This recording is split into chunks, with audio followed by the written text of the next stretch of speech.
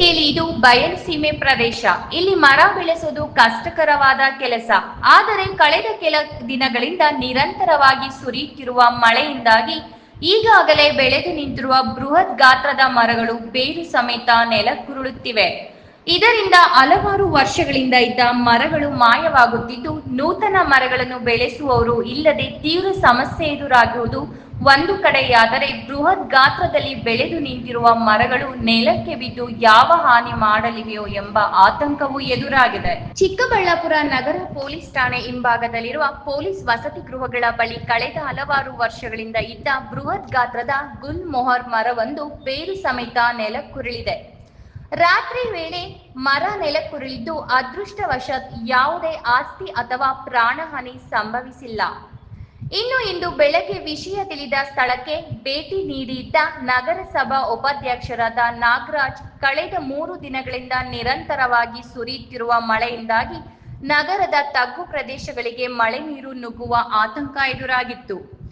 ಆದರೆ ಸಮಸ್ಯೆ ಇರುವ ಪ್ರದೇಶಗಳಲ್ಲಿ ಮುಂಜಾಗ್ರತಾ ಕ್ರಮಗಳನ್ನು ಕೈಗೊಂಡ ಕಾರಣ ನಗರದಲ್ಲಿ ಯಾವುದೇ ಸಮಸ್ಯೆ ಎದುರಾಗಿಲ್ಲ ಎಂದರು. ನಗರದಲ್ಲಿ 2-3 ದಿನಗಳಿಂದ ಬೀಳ್ತಾ ಇರ್ತಕ್ಕಂಥ ಧಾರಾಕಾರ ಮಳೆಗೆ ಭಾಳಷ್ಟು ತಗ್ಗು ಪ್ರದೇಶಗಳಿಗೆ ನೀರು ನುಗ್ಗುವಂಥದ್ದಾಗ್ತಾ ಇತ್ತು.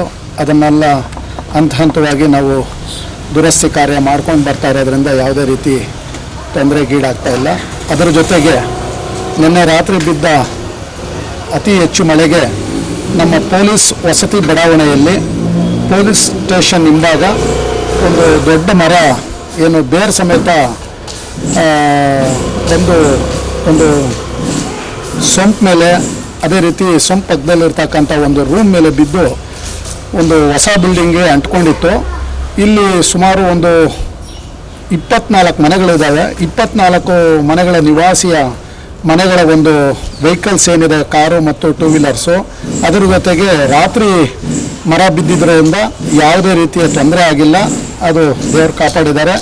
ಅದೇ ರೀತಿ ನಮ್ಮ ಪೊಲೀಸ್ ಇಲಾಖೆಯ ನಮ್ಮ ನಾಗೇಂದ್ರ ಪ್ರಸಾದ್ ಅವರು ಅವ್ರಿಗೆ ಕೂಡಲೇ ದೂರು ಕೊಟ್ಟಿದ್ದರಿಂದ ಅವರು ಕೂಡ RFOಗೆ ಫೋನ್ ಮಾಡಿದರು. ಅದೇ ರೀತಿ ನಮಗೂ ಕೂಡ ಬೆಳಗಿನ ಜಾವ ಇಲ್ಲಿ ನಿವಾಸಿಗಳು ಫೋನ್ ಮಾಡಿದ ತಕ್ಷಣ ಕೂಡಲೇ ಸ್ಪಂದಿಸುವಂಥದ್ದಾಯಿತು. ಇಲಾಖೆಯ ನಾಗೇಂದ್ರ ಪ್ರಸಾದ್ ಸಾರ್ಗೂ ವಿಷಯ ಮುಟ್ಟಿಸಿ, ಅದೇ ರೀತಿ RFO ಸಾರ್ ಹತ್ರನೂ ಕೂಡ ಮಾತಾಡಿದ ತಕ್ಷಣ ನಮ್ಮ ಅರಣ್ಯ ಅಧಿಕಾರಿಗಳನ್ನ ಕಳಿಸ್ಕೊಟ್ಟು ಈಗಾಗಲೇ ತೆರವು ಕಾರ್ಯಾಚರಣೆ ಭಾಳ ಅಚ್ಚುಕಟ್ಟಾಗಿ ಮಾಡಿಕೊಟ್ಟಿದ್ದಾರೆ.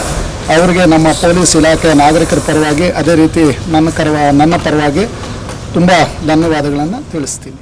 ನಗರ ಪೊಲೀಸ್ ಠಾಣೆ ಹಿಂಭಾಗದಲ್ಲಿ 24 ಮನೆಗಳಿವೆ. ಈ ಮನೆಗಳ ಎಲ್ಲಾ ವಾಹನಗಳನ್ನು ಪಕ್ಕದಲ್ಲಿಯೇ ನಿಲ್ಲಿಸಲಾಗಿತ್ತು. ರಾತ್ರಿ ಮರವೊಂದು ಬೇರು ಸಮೇತ ನೆಲಕ್ಕುರುಳಿದೆ. ಆದರೆ ಮನೆ ಅಥವಾ ವಾಹನಗಳಿಗೆ ಯಾವುದೇ ಸಮಸ್ಯೆ ಆಗಿಲ್ಲ. ಅದೃಷ್ಟವಶಾತ್ ಯಾವುದೇ ಪ್ರಾಣಹಾನಿ ಸಹ ಅಥವಾ ಆಸ್ತಿ ಹಾನಿ ಸಂಭವಿಸಿಲ್ಲ. ವಿಷಯ ತಿಳಿದ ಕೂಡಲೇ ಅರಣ್ಯ ಇಲಾಖೆ ಅಧಿಕಾರಿಗಳಿಗೆ ಮಾಹಿತಿ ತಿಳಿಸಲಾಗಿದ್ದು, ಕೂಡಲೇ ಸ್ಥಳಕ್ಕೆ ಬಂದ ಅಧಿಕಾರಿಗಳು ಬಿದ್ದಿರುವ ಮರ ತೆರವು ಮಾಡಲು ಅಗತ್ಯ ಕ್ರಮಗಳನ್ನು ವಹಿಸಿದ್ದಾರೆ ಎಂದರು. ಇನ್ನು ಅರಣ್ಯ ಇಲಾಖೆ ಅಧಿಕಾರಿ ಅಂಜನ್ ಮೂರ್ತಿ ಮಾತನಾಡಿ, ನಿನ್ನೆ ರಾತ್ರಿ ಹೆಚ್ಚು ಮಳೆಯಾದ ಕಾರಣ ಗುಲ್ ಮೊಹರ್ ಮರವೊಂದು ಬೇರು ಸಮೇತ ನೆಲಕ್ಕುರುಳಿದೆ. ನಗರ ಪೊಲೀಸ್ ಠಾಣೆ ಹಿಂಭಾಗದ ಪೊಲೀಸ್ ವಸತಿ ಗೃಹಗಳ ಬಳಿ ಘಟನೆ ನಡೆದಿದ್ದು, ಇನ್ನು ಹಲವು ಮರಗಳು ಇದೇ ರೀತಿಯಲ್ಲಿ ನೆಲಕ್ಕುರುಳುವ ಅಪಾಯದಲ್ಲಿವೆ. ಅವುಗಳ ಹರಾಜಿಗೆ ಕಾನೂನು ರೀತಿಯಲ್ಲಿ ಕ್ರಮ ವಹಿಸಲಾಗುವುದು ಎಂದರು. ಅಂಜನ್ ಮೂರ್ತಿ, ಇಲ್ಲಿ ಬೀಟ್ ಫಾರೆಸ್ಟ್ ಆಗಿದ್ದು, ನಿನ್ನೆ ರಾತ್ರಿ ಶನಿವಾರ ಜಾಸ್ತಿ ಮಳೆ ಇರೋದ್ರಿಂದ ಕಾರಣವಾಗಿ ಇದು ಈ ಮರ ಒಂದು ಇಲ್ಲಿ ಪೊಲೀಸ್ ಕ್ವಾರ್ಟರ್ಸ್, ನಗರ ಪೊಲೀಸ್ ಸ್ಟೇಷನ್ ಕ್ವಾರ್ಟರ್ಸ್ ಹತ್ರ ಗುಲ್ಮೋರ್ ಮರ ಬೇರು ಸಮೇತ ಇದು ಸ್ವಲ್ಪ ಬೇರು ಲೂಸ್ ಆಗಿ ಈ ಬಾತ್ರೂಮ್ ಮೇಲೆ ಯಾವುದೋ ಕಟ್ಟಡದ ಮೇಲೆ ಬಿದ್ದೋಗ್ಬಿಟ್ಟಿತ್ತು. ಸೊ ಇಲ್ಲಿಂದ ಪೊಲೀಸ್ ಇಲಾಖೆಯವರು ನಮ್ಮ ಅಜಯ್ ಕುಮಾರ್ RFO ಸಾಹೇಬರಿಗೆ ತಿಳಿಸಿದಾಗ RFO ಸಾಹೇಬರು ಹೇಳಿದ್ರಿಂದ ಈ ಮರಗಳನ್ನ ತೆರವುಗೊಳಿಸಿ ಬೆಳಗ್ಗೆಯಿಂದ ಕಾರ್ಯಾಚರಣೆ ಮಾಡಿ ಬೇಗ ತ್ವರಿತವಾಗಿ ಮರಗಳನ್ನ ತೆರವುಗೊಳಿಸ್ತಾ ಇದ್ದೀವಿ. ಮರದ ಇದೀಗ ಎಲ್ಲ ಮುಗೀತಿದೆ. ಇನ್ನು ಕೆಲವೊಂದು ಮರಗಳು ಇದೇ ಥರ ಬೀಳತ್ತಾ ಇದ್ದಾವೆ. ಸೊ ಈಗ ಇವರು ಅರ್ಜಿ ತಗೊಂಡು ಈ ಮುಂದಿನ ಮರಗಳನ್ನ ಹರಾಜುಗೊಳಿಸಿ ತೆರವುಗೊಳಿಸ್ತಾ ಇದ್ದೀವಿ. ಯಾವುದೇ ಕಟ್ಟಡಕ್ಕೆ ಹಾನಿ ಆಗದಂಗೆ ತೆರವುಗೊಳಿಸಿದ್ದೀವಿ. ಯಾವುದೇ ವೆಹಿಕಲ್ಸ್ ಯಾವುದೇ ಏನು ಆಗಿಲ್ಲ. ಇಲ್ಲೊಂದು ಕಟ್ಟಡ ಇರೋದ್ರಿಂದ ಅದ್ರ ಮೇಲೆ ಹೊರಗಿದೆ. ಸೊ ಯಾವುದೇ ಪ್ರಾಣ ಹಾನಿ, ಇದು ಆಸ್ತಿ ಹಾನಿ ಯಾವುದೇ ಸಂಭವಿಸಿಲ್ಲ. ಮರಸನಹಳ್ಳಿ ನಾರಾಯಣಸ್ವಾಮಿ, ರಾಯಲ್ಸ್ ಕನ್ನಡ.